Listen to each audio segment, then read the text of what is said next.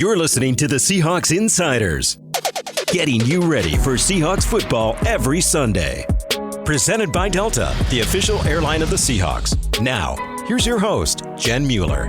Well, it's mostly every Sunday that we are getting you ready for football. Occasionally, it is a Thursday game that we are talking about. That is the case today, which also means, John Boyle, I say this every single time, I have no idea what day of the week it is. None. No, I get very confused with these weeks every time. It's terrible. Yeah, we're combining elements of Today's actually Wednesday, but don't even try. Don't even try. We're not going to be able to figure this out. Media-wise, it's like a Friday. Travel-wise, if you're going to Arizona, it would be Saturday. Do you guys get the idea of how confusing this is? Know. I know. It's very confusing. So let's just skip ahead. I'm going to get on an airplane when it's time to and hope I end up at a football game tomorrow. That seems like something we should both be doing. Lofty ambitions I have. I just hope to make it. On a short week. Look, it doesn't give us a whole lot of time to break down what we saw on Sunday. Doesn't give the team a whole lot of time to look ahead to the Cardinals. But I don't know if you have to do as much work this week on Arizona. It's a division opponent. Yeah. You kind of know what you're getting in the Cardinals, right? Yeah, I mean, that's one of the saving graces of these Thursday games is they're divisional games. So it's, you're prepping for a team that you've seen plenty of. So, I mean, obviously the coaches still have a lot of work to do. As Cooper Kupp talked about, like they just don't sleep much this week and they get all their stuff in. But yeah, it'd be a lot easier than if you're playing some AFC team you haven't seen in 4 years. Well, we are going to get into some of those matchups here in just a second. But first, one of the plays of the game on Sunday is worth revisiting because it is always interesting after people have a chance to truly see and study the film. Like, we could talk about Tory Horton and the 95-yard punt return for a touchdown after the game, but it's entirely different when you hear Coach with a little bit more time to break it down. Yeah, he got it started, and there was a couple. There's some other great decisions on that play that, guys were in position where they could have got a block in the back, or can't think of the word, but like blocking back towards your goal line. Yeah, blindside block. Thanks. Where they made smart decisions in those moments, and obviously it was a heck of a return by Tory.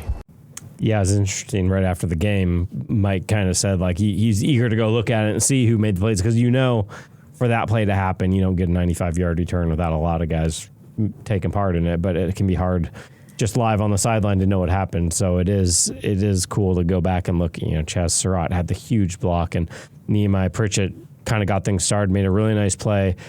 The position he's in, it's really easy to get a block in the back, and he managed to kind of shield the guy out and actually took out two of their guys because they tripped on each other. And that sprung it, and then you have that combination of good blocks, and then as Mike McDonald said, like that discipline to know when you can block a guy and when you just kind of need to get in his way. Because some of those, if you try to throw a block, you're going to get either the blindside block, like Mike said, where it's a 15-yard penalty, or just even a block in the back. But you see, if you watch replay, there's a few where guys just intentionally sort of run across a guy but don't touch him. Yeah, and I think, was it D'Anthony Bell that was his convoy into the end zone, I think? And here's what I was going to say is you had a lot of guys on there who are getting meaningful snaps on special teams, but maybe were not anticipated being a big part of special teams, right? Like when you go into training camp, you've got guys that are stepping in and filling roles nicely. D'Anthony Bell would be one of those. Chaz Surratt would be another one. And I thought it was interesting talking to Derek Young, who was part of another big special teams play and a couple of big offensive plays. He was like, yeah, we saw what the Saints were doing on film. So we were absolutely prepared for some of those looks, but also the fact that New Orleans was so good on special teams last year, it just kind of lit a fire. And that was their personal battle last week to make sure that special teams stood out. Yeah. And it did. 2 weeks in a row. I mean, it scored touchdowns on special teams, 2 straight games. That's a good winning formula. And one thing that's interesting that you mentioned, like different guys, that's to me one of the most underrated parts of a special teams coach's job is your personnel available to you every week can change drastically based on injuries at totally different positions. Like, oh, this core special teamer for me is now starting at safety and I don't have him for all these plays. So it's a cool part of that job that Jay Harbaugh has to juggle like week to week or just who's active any given day. Yeah, that is a great point. Also, what are we going to do with Michael Dixon during games? What are we going to do with punters in general, John? Because this is how much punters are not making the news right now in the NFL. This actually crossed on a news email that I received. Did you realize that across the NFL, teams are punting just 3.65 times per game? It is the fewest in league history. Wow.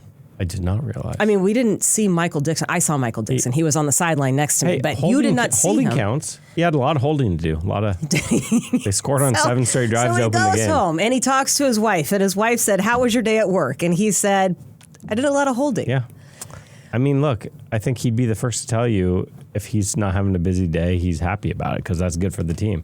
That is interesting, the punting being down that much. I wonder how much of that is just teams being more aggressive on fourth down, like choosing to punt fewer times.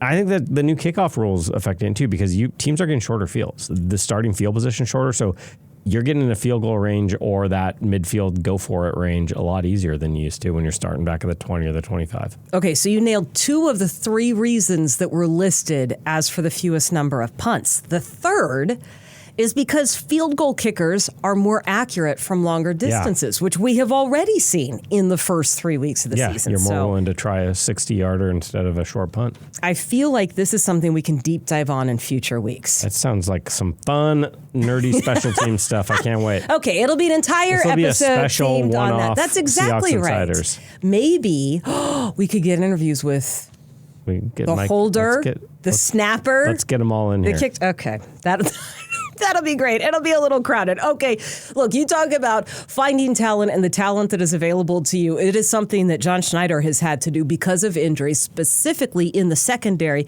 Darian Kendrick is not just a flash in the pan. No. He has done this now back-to-back weeks, and somehow John Schneider keeps working his magic to find guys like this. Shout out John and the crew, man. I can't take you through how they're doing it every day, but I mean, I think it's the same mentality of we're kind of in everything and we're chasing everything and we're always looking to make our team better. I appreciate that mentality, and us learning how we both operate and being all in together. I think that's how you make those types of things happen. Yeah, I mean, obviously the big trades, the big money signings are the ones that get the headlines, but to me, what really makes a big difference on like teams going from good to great or not so good to okay, like it's that roster depth of like you're gonna lose guys during the season. You hope not to, but you do not get through an NFL season fully healthy. So it's finding those guys that hit the waiver wire or that are available for the random 7th round conditional pick that just pop up, and knowing those guys can help you. And then I think it's a great combination of the front office evaluating talent and then the coaching staff developing it in this kind of, it's always been a focus of the special teams, the practice squad matters, but I feel like the way they've emphasized it these last couple of years and with the rules in terms of elevating guys, those guys can actually play like this whole, I talk about 70 all the time. You hear this out of John Schneider and Mike McDonald's mouth, and the guys have their shirts, ready squad shirts with the 70 on the back. Like, that gets in guys' heads. It sticks of like, hey, we're all competing here. We all have a chance, and we've seen it pay off with some guys stepping into big roles and thriving. Well, wouldn't you say that about Ty Okada too? Yeah. Right? Like, he spent a lot of time on the practice squad. He spent a lot of time on special teams, and it's this whole idea of, I know that when I get my chance, they are going to give me my chance. Mm-hmm. That's the other part of it. Oh, right? Yeah, that matters. Like, it's a great way to keep guys motivated, because if you're on a team where this, practice squad guys are their practice squad, and that's it. Maybe some teams don't even, I don't think, travel their practice squad guys. I was just about to say, yeah. And when you're traveling, when hey, I can earn it, we talked about Cody White, Josh Jobe, just all these different guys where if they see it, you see, okay, Josh Jobe's a starter on this team now when he was on the practice squad at this time of year ago. Like, guys notice that, and it's a great motivator. It really is fun, too. You talk about traveling the practice squad guys. Yes, our plane is very full. The sidelines have plenty of people on them. It's really fun to watch those guys watch what's happening, right? To take it all in from I'm part of the team, I'm proud of these guys. Wow, this is what it feels like to be in a moment like this, right? If they're young guys or if they're guys that just haven't gotten a lot of experience, that's fun. You know what else is fun? The team meeting just started, and they are meeting in the room that is right below us, and the floor is thumping right now. It feels like I am upstairs from a club, is what it feels like. Hanging out in the clubs a lot these days, Jen. From what I remember. Way to call me out, John. I tell you what, for that, we are going to take a break and hear from our presenting sponsor. Seattle is a city wired for change, where innovation drives the everyday, and Delta is proud to invest in that momentum. With nonstop flights to over 60 global destinations from Seattle, Delta connects you to the world with thoughtfully designed cabins, premium service, and a seamless travel experience, all while supporting the community you call home. So your travel time feels more like me time. Delta, flying Seattle forward. Visit delta.com or download Delta's app to book your next trip. All right, as we turn the page from that part of the conversation and more to the matchup against the Cardinals, let's start with what the Seahawks have done on offense, specifically Sam Darnold in the passing game. Some of the notes that I had taken coming out of Sunday's game, under pressure on just 5 of 18 dropbacks. They are doing amazing things in pass pro. That is the 3rd fewest of his career, and his passer rating, 2nd highest of his career coming out of that Saints game. He was perfect until his last 2. He had the perfect rating and then threw 2 incomplete passes in what ended up being his final drive because they pulled him and a bunch of other starters. So, yeah, I mean, he's been outstanding. The first game, the whole offense was kind of finding its way and scuffling a little bit, but you look at what he and the passing game have done the last 2 weeks, so it's been really impressive. I do still think, though, and he said that this week, I do still think scuffling is not the right word to say after 3 weeks. They are still trying to find themselves. No, I know. But I do think, and we touched on this after week 1, you kind of assume that it all comes together like this. Look, they didn't play together in the preseason by design. Now you've got 3 games in. It's like you just went through the preseason. Also, every team in the NFL is in the same spot. So I would expect after week 3, everybody kind of takes a big jump forward, right? When you've got a sample size. But here's what I'm wondering with Sam. That front for the Cardinals actually looks pretty good. I mean, that defense, those numbers, what is it? They're allowing 76 rushing yards a game. That's the 4th fewest in the league. You're going to have Sam pass, right? You're going to want to run the ball, but you're going to need him to pass. Oh, for sure. Yeah, I mean, the Seahawks aren't going to give up on the run game against anybody. That's been clear. Their numbers aren't where they want yet, but they're getting their attempts. They're using that to set up play action. So they're not going to abandon it. But yeah, unless something really goes sideways for the Cardinals, I would think if you're going to move the ball in this game, Sam's going to have a good game. Well, and it is a good deal that he is really accurate at throwing on the run. Escaping pressure to the point that I asked Derek Young about it, and he said he could be a dual threat quarterback if he wanted to. He just chooses to be more of a pocket passer, but boy, is it nice when he can execute on the move. We knew that he was good throwing on the move, and he was comfortable doing that, and that's obviously a big part of our system, so that played a role. But being able to go both ways helps, in terms of tendencies and pulling up boots, things like that. You got to play everything honest. Does that put a defensive coordinator in a specific bind if you know the quarterback can do that? Well, anytime you have to play plays straight up and just play the play, now you're kind of evening the odds. So advantage offense in that situation. Yeah, I mean, early that game, 2 of his big throws were, he escaped very first drop back. He gets pressure, escapes that, rolling left, great throw on the move. Later that drive, play action, designed rolling left, hits JSN for the touchdown. So that's, again, you don't think of him as a mobile, athletic quarterback just because he's never been a guy that runs for a ton of yards, but he's really good on the move. They talked about that when they signed him back in free agency. It's like they really like in this offense what he can do throwing on the run, and he's been good at it so far. Well, that running game, certainly you mentioned it. They want to get it going to be a little bit more complimentary. The numbers indicate that they're not having much success. Look, they're averaging 3.3 yards a carry. That is 29th in the NFL. They are 21st in rushing yards per game, so it's a little bit better. They have also attempted to run the ball the 6th most times in the league. So like you said, it is part of the game plan. Here's how I'm reading this. You told everybody that you were going to run the ball. You're committed to running the ball. Until I have to stop you or do something else, I'm just going to stack the box and make you run the ball and do what you said you were going to do. Yeah, but guess what? You get teams to stack the box. That's a great way to have Sam Darnold complete 70% of his passes while also, does he lead the league in yards per attempt? He's up there if he does. He is right up there. To be second in that category while also completing 70% of your passes, that's A, him playing really well, but B, this scheme, I think, you put a fullback and 2 tight ends on the field a whole bunch. Teams have to respect that, and you start getting heavier box counts and creating opportunities for guys like JSN and Cooper Kupp. Yeah, I will take it. And the Cardinals are averaging the Cardinals are allowing about 264 passing yards a game. So again, I will take that. On the other side of the ball, I feel like we know what Kyler Murray is as a quarterback, but he is going to be without James Conner, his running back, and that is a terrible injury. But I don't really know what that does or if that changes any of the Seahawks calculations for Thursday. Yeah, we'll have to see. I mean, I think as a general rule, when you're planning for a team, even if they lose a guy, you still have to prepare for what they do. They have other running backs that are going to try to run the ball. But yeah, you can't replace James Conner. He's such a important, not just player, but like he's a leader on that team, a veteran guy. So it's really unfortunate for him and for them that he went down. But I think Seahawks are still going to have to respect what they do. And then Kyler Murray's such a wild card when he runs around. He's just so elusive and fast. So they present their challenges for sure.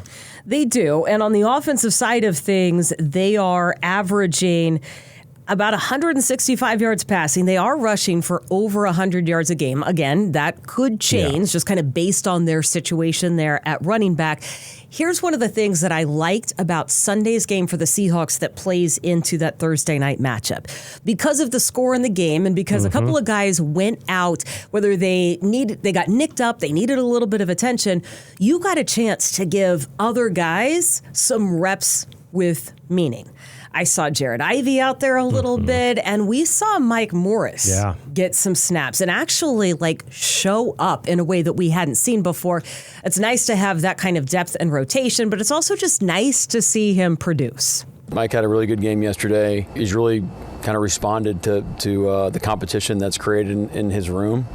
And we expect him to keep going. And look, that's why we create competition. Is this you're going to get the best version of guys. Your team's going to be better.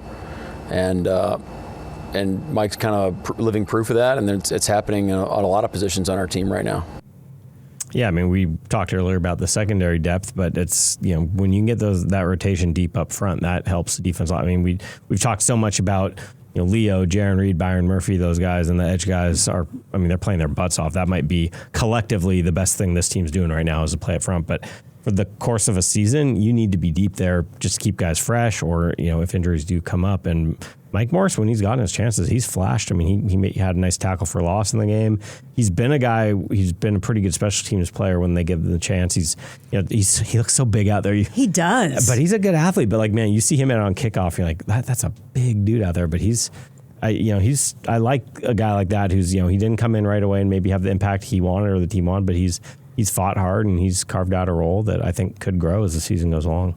He might also be the quietest member of that defensive line.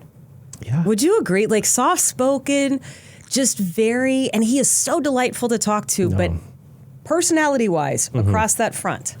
Yeah, there's some big personalities in that group, for sure. Some big personality. That tends to go with the also territory. Just some big people. Also, everything is bigger when you're talking about that line and the trench play, I suppose. It is a fun group. It really is. Intimidating, but fun. We have got to get to two things we need to see for a Seahawks win, but we'll do that right after this. Seahawks fans, 12 Status is back benefiting you this season. 1 passing yard gets you 1 mile all Seahawks season long. 12 Status members get priority boarding out of SeaTac all Seahawks season long. And 12 Status members get a 12% discount at the Seahawks Pro Shop on the 12th of each month. Sign up now at 12status.com. Okay, John, it is a short week. I know it's not very much time to prepare. I tend to focus on these weeks on just what the Seahawks need to do. I'm not even looking at numbers from Arizona. I'm not trying to pick the best matchup. I'm just going to focus on the Seahawks. All right. Do you want to go first? You go ahead. Go first. Great, because you might take one of mine, and I don't want him to take one of mine. Okay, let's go back to the run game. I know that they are not getting the yards, but keep those attempts up, right? Make sure that you are running the ball. Kennedy Polamalu was telling all of the running backs this last week, look, I know it's frustrating. Stick with the process. Make sure your pad level is where it needs to be, and you are ultimately going to end up finding yards. So don't get so frustrated that you move away from that. I don't think Clint Kubiak will, but I do want to see 20 rushing attempts, maybe? Sure. 20, 25 rushing attempts on that front. And when it comes to the defensive side of things, I'm just going to say team-wide. limit the penalties. You've done a really good job of doing that all year, but fatigue is going to set in a little bit sooner. You're on the road. Just minimize any of that extracurricular and penalties. Don't need the third down defensive back getting hands in the face kind of thing. No, exactly. I always call that so far away. It's so frustrating. Plays way over here, and my hand touched his face mask. Yeah. Also, out of all of the things that you could do to somebody on the football field, putting your hands in their face is quite possibly the least violent and the least disruptive thing you could do. Probably. I'm just going to say that. Okay, continue. All right. I want to see the protection continue for Sam Darnold because this is, maybe the best front the Seahawks have seen so far this year. Well, San Francisco also has a very good front, but yeah, let's say no more than one sack and keep the pressures down because I think you're going to need to throw the ball to win this game. So keep the pressure down. Other side, keep Kyler Murray from beating you with his legs. I don't think I just said the 49ers. Well, I mean, we are talking about division opponents. They just played each other. I'm overthinking this. I don't think the Cardinals are probably going to be. The Seahawks run defense has been awesome this year. 3.2 a carry for opponents. I don't think without James Conner, they're going to be able to run the ball super well with their traditional run game. Don't let Kyler Murray get out of the pocket, run around with his crazy elusiveness and beat you with his legs. Yeah, the only defense that has not given up a rushing touchdown this year. I know. You weren't saying that because you didn't want to jinx them, did you? That's okay. If I had the power to jinx anything, folks, games would never go to overtime or extra innings. That is beside the point. All right, that is us on a short week. We will see how the Seahawks fare in the desert, and we will be back next time with a brand new edition of the Seahawks Insiders Podcast.